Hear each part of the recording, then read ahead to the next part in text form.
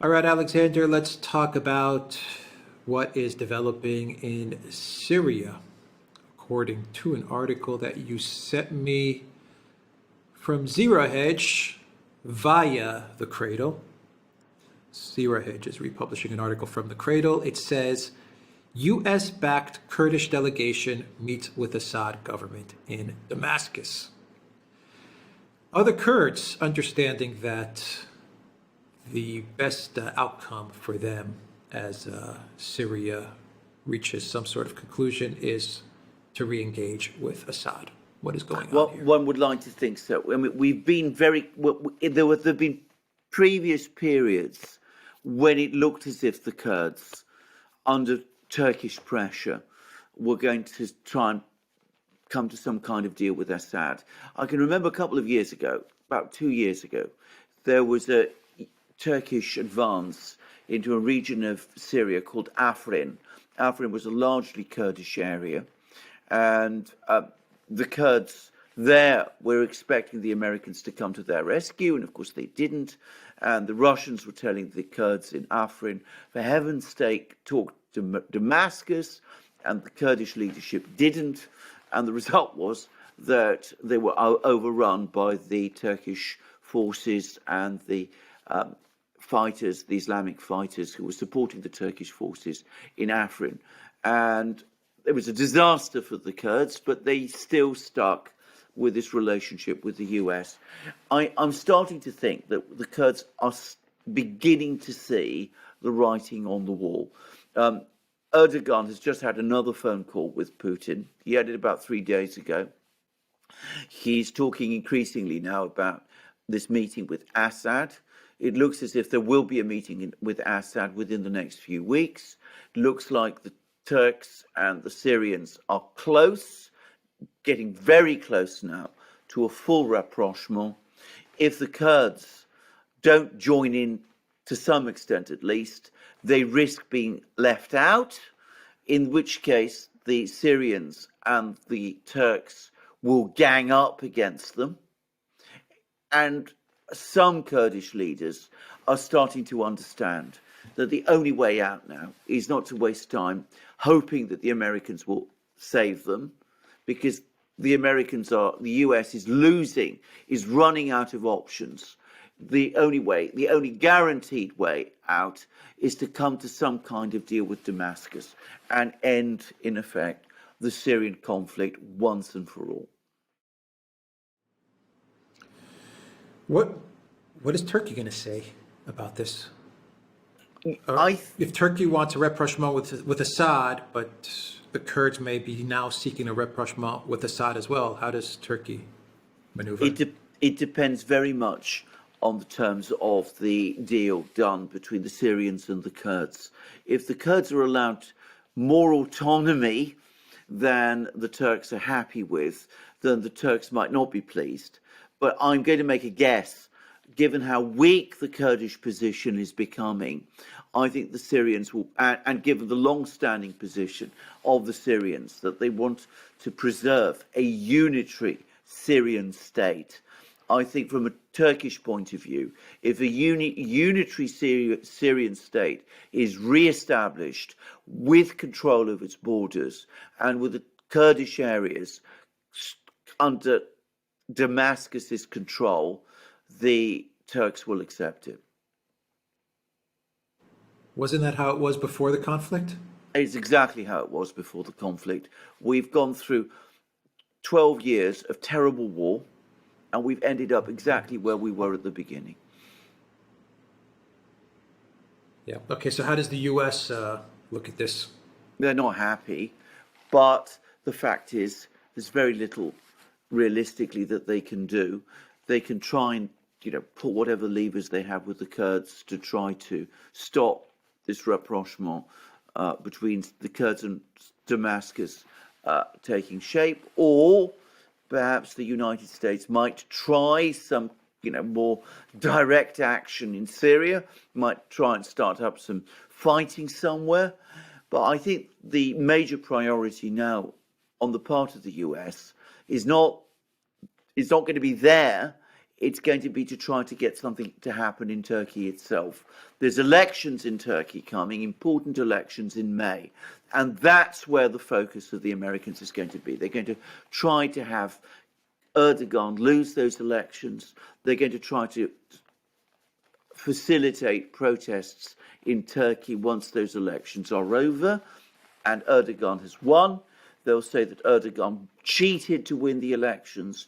They'll try and get people to come out on the streets. They will try all the usual bag of tricks that we've seen in so many places. And who knows? It might be a close run thing. I still think Erdogan will come through, but, I can't pretend it's certain. Didn't we say on our last episode, or the last two episodes we did on Syria, that the best option for the Kurds is a rapprochement with Assad? Or the only realistic option for the Kurds was a rapprochement with Assad? Yes. We said this. We said this, and we said this before. And, something, we said this many years ago. And if they'd done that some years ago, they would have cut a better deal with Damascus than the one they're going to cut now, because they might have had an autonomous area within Syria once upon a time. Now, as I said, the best that they can hope for, or so it seems to me, is a centralized unitary Syrian state which accepts some degree of cultural autonomy for the Kurds. But as I said, essentially, in all reality, it'll be just where they were back in 2011 when it all began. Yeah, exactly. I mean, this is what they had before this regime change operation started, and I don't think it's a secret, or I don't think it's a stretch to say that the Assad government was always very very open to different ethnic groups. Yes. I mean, the Assad government was not was not clamping down on different ethnic groups within Syria, whether Kurds or Christians or any ethnic groups. I mean, we've just gone full circle now. They've done all of these things over the last 12 years to just get to where they were before the regime change happened. This is exactly correct. What the Syrian government always claimed was that Syria was a nation made up of many communities: Alawites, Sunni Muslims, Shia Muslims, Armenians, Kurds, and others. But they all came together, Druze, but they all came together and constituted one Syrian nation. That was the policy that the Assad government always had and followed. And it was one which, to be very clear, most Syrians, I've always believed this, a critical mass of Syrians accepted and followed. What we've seen is an attempt to fragment Syria along various ethnic lines. And this was actively encouraged by the US, but it's failed because, as I said, the Syrian government says, look, rejoin the family, become once more part of Syria. You have your cultural rights respected. You be Kurds, but you be Kurds as a part of the Syrian nation. And that's where we're going to, that's what they had before. That's what we'll have again. But it'll still be better than what would have happened if the Turks roll into Syria and try and impose their own views. So that's exactly what the Syrians have always offered, the Syrian government has always offered. What the Kurds who wanted their own autonomous area were resisting to some extent, but we're going to end up exactly where we were, where we started. 10 years, 12 years of terrible conflict and war, and as you said correctly, we're ending up exactly where we were at the beginning. They talk about diversity and inclusivity and all of these things inside the country, but then they exploit the diversity in order to fragment and destroy countries that they've targeted for regime change. And they did it in Ukraine, did it in Syria.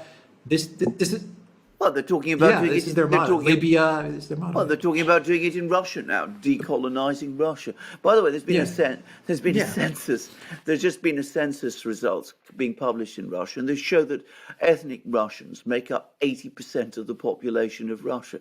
So, I mean, the whole narrative there makes almost no sense, but they're still talking about it. I mean, that's exactly what they do. I mean, that's exactly what they're about. And as you said, diversity within their own country, but whenever it's practiced anywhere else, it's colonialism. It's exploited. And exactly. It's So and it's exploited. Yeah. It's exploited, exactly. Yeah. Yeah. Okay, so just to finish things off with Turkey, I mean, they're telegraphing what they're going to do to Turkey. I mean, there was an Yes. Economist article which pretty much said that if Erdogan wins, it's a dictatorship and he has to be overthrown. The Bolton think tank NGO thing is openly saying that if Erdogan wins, then Turkey should be kicked out of NATO. What does Turkey need to be on the lookout for? I mean, No. if Erdogan wins or if Erdogan loses, I mean, what Yes. should they be? Yes. What should they? Yes. Well, as I said, I mean, They know it's coming. That's my point. They know it's coming. absolutely, they absolutely know it's coming, and one very important clue is that Erdogan has timed the election in May so that it falls on the anniversary of a key election that happened in Turkey in 1950. The election in 1950, which was won by Adnan Menderes and his party, which ended the long rule of the forces that had been supported by Mustafa Kemal Atatürk, the founder of the Turkish Republic. And of course, Menderes stands in the same political tradition as Erdogan. Erdogan claims to be Menderes's political heir. And the point about Menderes is that he was overthrown in 1960 in a coup. And Erdogan is saying, don't let what happened to Menderes happen again. We're going to commemorate in this election Menderes' great victory, but this time, and he's absolutely, he used that word, he talked about, we're going to defeat the plans of the coup plotters, both the coup plotters that overthrew Menderes back in 1960 and by implication their successors today. So he's talking openly about the fact that there's going to be an attempt to overthrow him. And he's signalling in the most public way to the Turkish people that he's not prepared to be pushed aside and that he expects to win and that he's going to use whatever tools there are. And he's got huge numbers of tools. And he's got a lot of support in Turkey still. People should not underestimate this to pull through and to consolidate his position in Turkey. Now, I'm not going to predict all the things he's going to do, but most of the media backs him. Television backs him. He's got a lot of support within the Turkish business community, particularly that part which is focused on exports. He's got the Turkish tourist industry on side. They value their tourist business with Russia. And of course, he's got a lot of support in the countryside amongst rural people. So I think overall, he's going to pull through. But it's going to be a fight, and he knows it. And as I said, the fact that he's timed the elections to commemorate Menderes' victory in 1950, as I said, it's a signal to the Turkish people. This time, we mustn't allow what we vote for to be overturned in the kind of coup that took place in 1960, which many people in Turkey, by the way, that believe that 1960 coup was backed by the United States. Yeah, the neocons, I bet you they see Turkey as a type of silver bullet. If they can destabilize Turkey in their minds, it probably solves a lot of different problems at once. It gets them back in the game in Syria.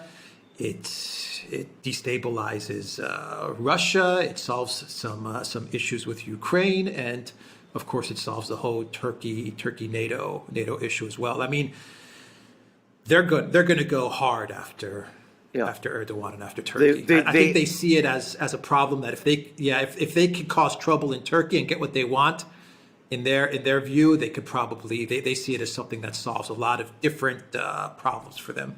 I absolutely agree with that. That's exactly what they think. Their problem is that on foreign policy, on these policies, Turkish public opinion overwhelmingly backs Erdogan. So this is the point. What Erdogan is doing is he's framing it as, you support me, policies I want in Syria with the Russians. Most Turkish opinion polls show very negative attitudes now in Turkey towards the US. There's been this awful incident in Stockholm outside the Turkish embassy, which is I don't really understand why that was done in the way that it was, because it seems to shoot Sweden's, NATO entry in the foot. But anyway, whatever. But all of those things, if Erdogan is able to frame it as it's me or the Americans, whatever feelings most Turks may have about the Erdogan, they would probably back him against the Americans at this time. So that's what he's doing. That's why he chose to hold the elections on this particular day. I would add this: given the strength of feeling in Turkey, any Turkish government that succeeded Erdogan and which tried to reverse these policies of rapprochement with Syria and good relations with Russia, I am sure would run into many problems. And All right, we will end it there. And just to say quickly, no Turkish party are saying that they would reverse those policies. Well, we'll see. We'll see. The Duran.locals.com. We are on Rockfin as well, and the Duran shop, 10% off. Use the code Good Day. Take care.